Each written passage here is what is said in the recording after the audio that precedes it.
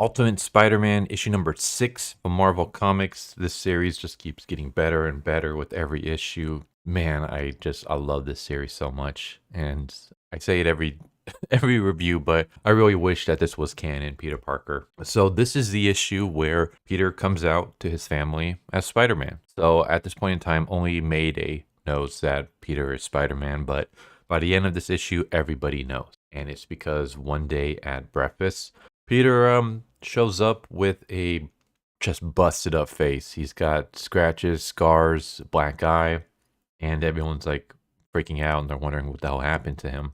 First, he tries to kind of hide it, and he tries to say that he was working late and the Parker luck reared its ugly head. And then Mayday says, "Oh, it's because Dad got it being a super." And then she tries to stop herself, and she starts crying because she almost revealed his identity. And Peter's just like, "Ah, it's okay. Like, you don't got to worry about it. It's fine, really." And that's when Mary Jane asks, like, what is she talking about? How exactly did you get that black eye? And then we have a flashback. And the majority of this issue is going to be a flashback to how he got the black eye. Now, I'm going to be skipping a lot of that because I want to get to, like, my favorite parts of this issue, which unfortunately will mean that there are spoilers. Usually, I don't like to spoil an entire issue. I like to kind of just talk about, like, maybe, like, the first half, and then I'll leave the second half for you to figure out yourself by going and reading the comic. But like all my favorite stuff happens in the second half. So yeah, there will be spoilers. So basically, Peter Parker and Green Goblin have been staking out William Fisk, aka Kingpin's hideout. And they decide, all right, this is the time when we're going to actually break in. We're going to break into this hideout. We're going to confront him. We're going to figure out who is above him, like who is he taking orders from. And that's the plan. Parker is a little bit wary of doing this. He's a little bit hesitant because he's like, isn't that kind of like breaking the law? Like, that's something I've never done before. I've never broken any laws before. And Green Goblin's like, well, we got to do this because it's for the greater good. Like, this guy is evil, and sometimes you got to crack a few eggs. So I'm wondering if this is like the setup for Green Goblin eventually going down the path of being a villain. At first, it's something like this, where I'm pretty sure everyone reading this is like, yeah, I mean, Kingpin is a terrible dude, so breaking into his apartment or into his headquarters to confront him, like, who cares? I think that's how it starts. And then eventually he's probably going to be pushing things a little bit more and more and more until eventually he gets past the event horizon where he does something that there's no excuses for. And he might try to say, well, it's for the greater good, but is it? That's my theory.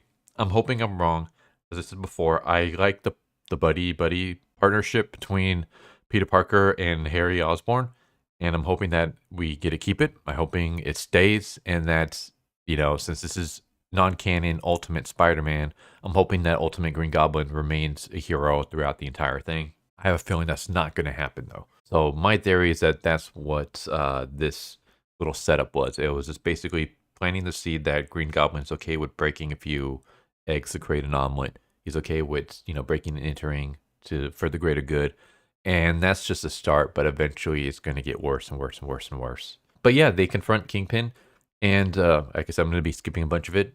Suffice to say, Kingpin beats the ever-loving crap out of him. Like, he just beats them badly to the point where Harry Osborn has to get his goblin glider to basically blow a hole in the wall and just grab Peter and fly them the hell out of there. Because, there's no way they can stand up to this guy. I like this because it sets up that, one, this is a really tough villain. I did a review for Blood Hunt, issue number 2, where I just completely ranted on the fact that the Blood Coven got their asses beat.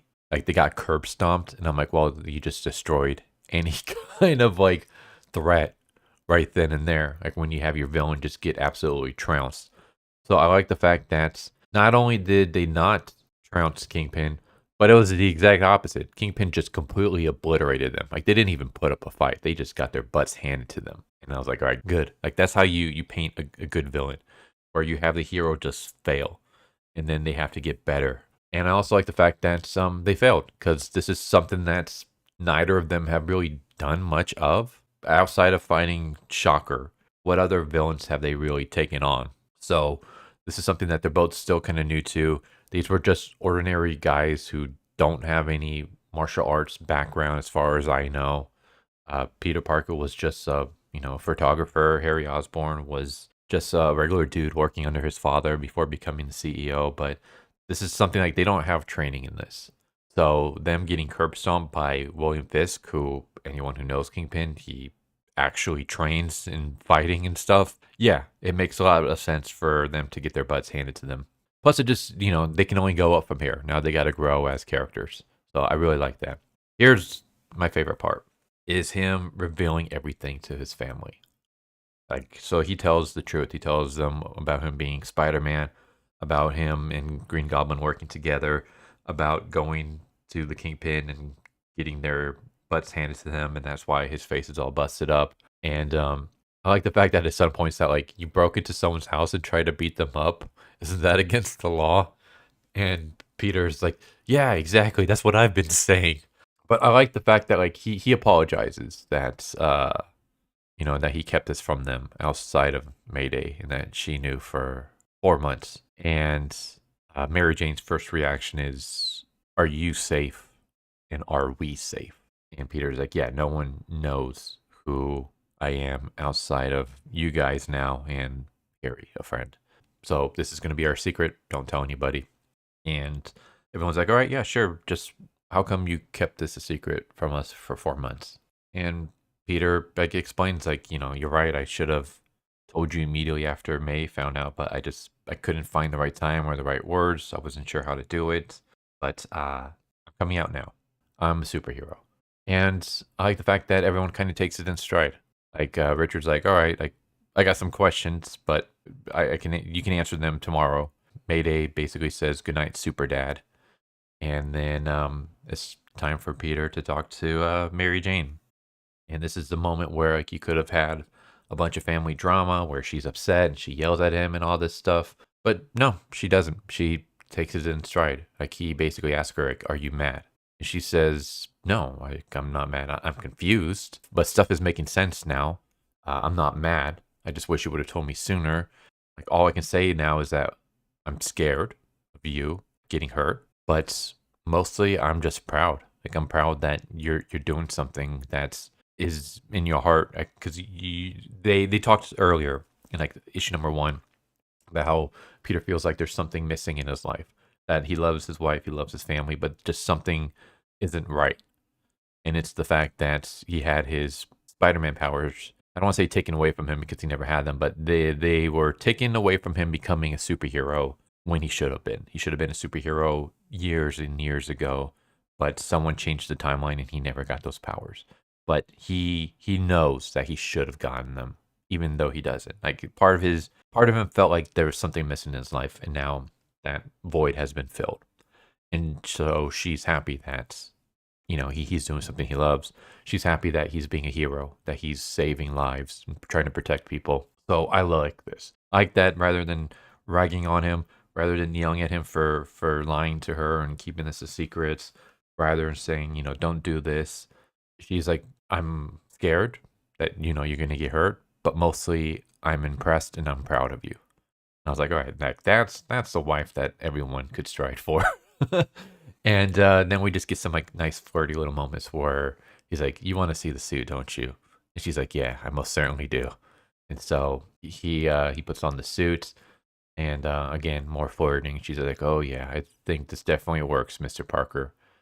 So you got your powers from Little Spider?" And he's like, "Yep." And she's like, "Well, like, what am I supposed to call you? Like, when you're in the costume, what's your superhero name?" And he's like, "Well, you know what? That actually came up, and I got no idea." And he's like, "Well, maybe I should ask a professional." And this is something that Mary Jane does now. Like in this universe, she's not a model. She used to be a model, but now she basically works in PR. And so, he's like, "You're the professional. Like, what should I call myself?" And then again, just more flirting, where she's like, "Well, I gotta warn you, I'm expensive. I charge a lot and by the hour." And he's like, "Well, then I'll have to pay because I'm a desperate man, MJ. I need your help." And I need a co-name. Any ideas? And then we end it with like just a super sweet moment where she's like, "Oh, Peter, isn't it obvious? You're Spider-Man." And he takes her web slinging. I'm like, yes, this is what Spider-Man fans have wanted for so long, ever since One More Day. They want Peter Parker, Mary Jane, happy, loving relationship, them with kids, and that's what this series does. It gives you like everything you want. I absolutely love the relationship between Peter and Mary Jane. I love the flirtiness between them. That even though they've been married for years and years now, like the love is still there. I love the fact that his kids are like supportive of him, that they're not yelling at him, they're not screaming at him, they're not crying about the fact that he quote unquote lied to them, that he didn't reveal his secrets. Instead, they're just like, okay, like we understand. We still got questions that we got to ask you, but you're doing good, Dad. Like I'm proud of you. And so, like, I don't know. To me, that like that's just awesome. I love the fact that we also have a superhero who just comes out to his family that yeah, I'm a superhero. Here's my superhero identity. Because we get the opposite every single time, right? Where we have someone gains powers and then they hide it from their loved ones for the longest time, and it usually comes back to bite them in the butt sometime later on. But here, Peter tries it a little bit at first. Mayday finds out. He tries to keep it a secret from the rest of his family. It eventually comes out, and he's just like, you know what? Whatever. I'm just going to come out. I'm just going to tell you guys. Here it is. And then they just accept it. And they're like, all right, what do we got to do to make sure that this succeeds? So, yeah, it's awesome to see Peter Parker in a loving, healthy relationship with an awesome, loving family.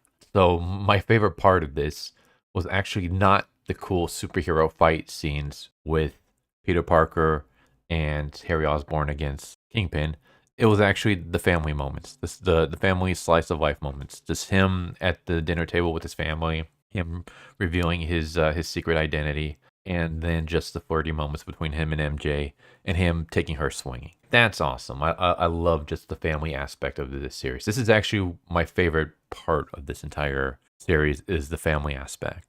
Is Peter Parker as a husband and as a father.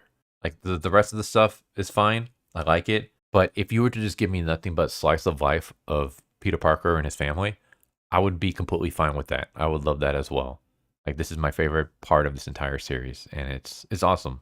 So yeah, I can't talk enough about how great and amazing this series is. 6 issues in, I have yet to have an issue that I didn't like. I love this. This is so awesome. I just hope it keeps going. I hope the quality just keeps remaining where it's at because it is blowing it out of the water for me. This is amazing. I have no faults with this series. I got no faults with this issue. This is awesome. So for anyone out there who's looking for a new series to read and you haven't read this, I recommend it. Anyone who's a fan of Spider-Man and feel like they've been burnt by Marvel for so long, like me, this series is what you've been waiting for. It's just phenomenal, and I love it.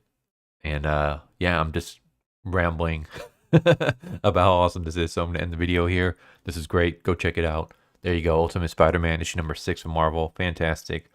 Hope you enjoyed. Hope to see you next time. Take care. Later. Thank you for watching my video. I hope you enjoyed it. If you didn't, I still want to thank you for watching it this far. And I hope the next one is more to your liking. With that said, thank you once again. And I hope you guys and gals have a good one. Later.